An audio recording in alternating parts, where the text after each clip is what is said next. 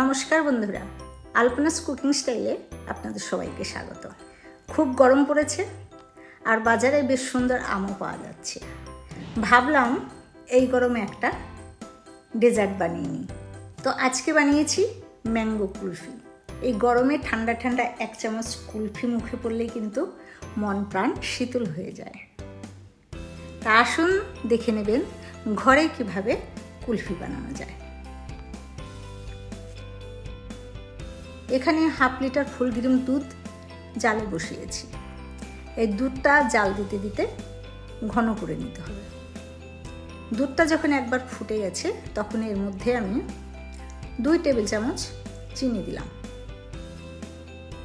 চিনি দিয়ে মিশিয়ে নিয়ে এই দুধটাকে স্লো ফ্লেমে জাল দিতে থাকব। জাল দিতে দিতে দুধটা যখন 4 ভাগের 1 ভাগ হয়ে যাবে ঘন, তখন গ্যাসের ফ্লেমটাকে অফ করে দেব। গ্যাসটাকে অফ করে দিয়েছি।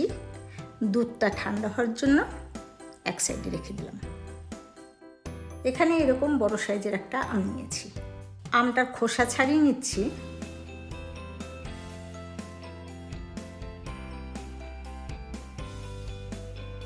খোসা ছাড়ানোর পরে আমের একটা স্লাইস আমি কেটে রেখে দিলাম, আর বাদবাকি আমটাকে এইভাবে কেটে নিয়ে রেখে নিচ্ছি। আর যে অর্ধেক আমটাকে কেটে রেখেছিলাম সেই আমটাকে এরকম পাতলা পাতলা করে কেটে টুকরো টুকরো করে নিলাম। এরকম টুকরো করে নিয়েছি অর্ধেক আমটাকে, আর বাদবাকি আমটাকে এইভাবে কেটে নিয়েছি। এখানে কিছুটা বাদাম ভিজিয়ে রেখেছিলাম। এই ভেজানো বাদামটার খোসা ছাড়িয়ে নিচ্ছি।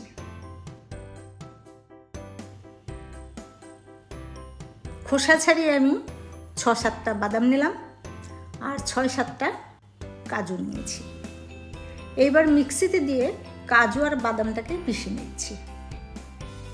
কাজু আর বাদামকে এরকম দানাদারভাবে গুঁড়ো করে নিয়েছি। এর মধ্যে কেটে নেওয়া আমটা দিয়ে দিলাম।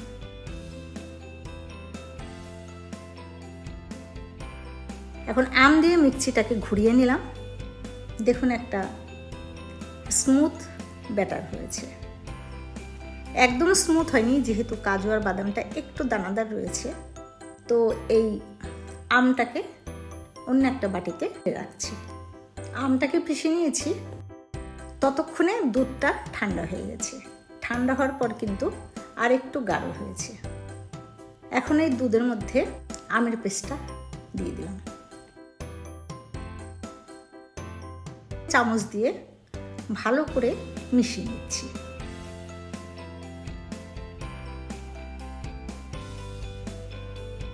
মেশানোর পরে মনে হচ্ছে আমের পেস্টটা একটু স্লাইড একটু ঘন মতন আছে।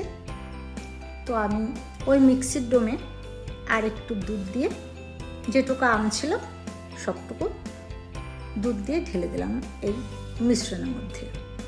আর একবার ভালোভাবে মিশিয়ে নিলাম। এই মিশ্রণটা যখন পুরোপুরি ঠান্ডা হয়ে গেছে তখন এরকম আইসক্রিম মোল্ডে ঢেলে নিচ্ছি।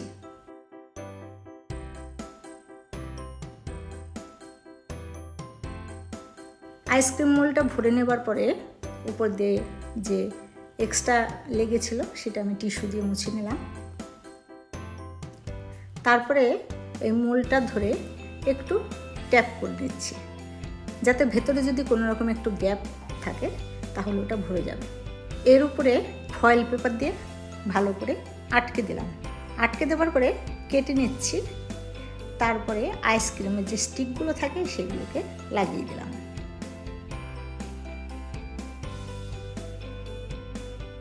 এখন এটা ডিপ ফ্রিজে রেখে দেব।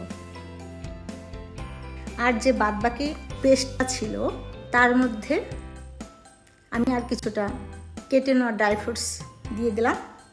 আর যে 8খানা আম ছোট ছোট করে কেটেছিলাম সেই আমটাকে দিয়ে দিলাম। দিয়ে এটাকেও ভালোভাবে মিশিয়ে নিলাম। এখন এটা একটা বাটিতে ঢেলে দিচ্ছি।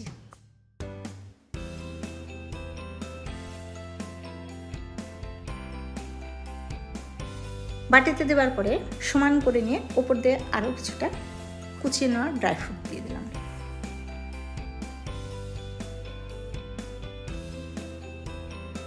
এটার উপরে আর কোনো ফয়েল লাগাচ্ছি না, এটা একদম এয়ারটাইট ঢাকনা।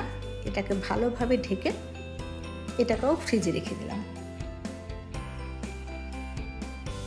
ফিরে এলাম 8 ঘন্টা পরে। ফ্রিজ থেকে বাটিটা বের করে নিয়েছি, খুব সুন্দরভাবে এটা জমে গেছে। এখন এটাকে বাটির থেকে বের করতে হবে, তো চাকু দিয়ে চারপাশে এভাবে একটু ছাড়িয়ে নিলাম। তারপরে নিচের দিকটা একটু জলের মধ্যে ধরে রেখে বাটিটাকে এইভাবে উপর করে দিলাম। সুন্দর কুলফি হয়েছে। এখানে আমি বাটিতে পেতেছি তাই এটাকে স্কুপ করা গেল না, এটাকে আমি চামচ দিয়ে কেটে কেটে প্লেটে তুলে নিচ্ছি। বাটির কুলফিটাকে কেটে দিয়ে দেখালাম, কিন্তু আইসক্রিম মোল্ডের কুলফিটা এখনও নরম আছে, ওটা আর একটু জমতে সময় লাগবে।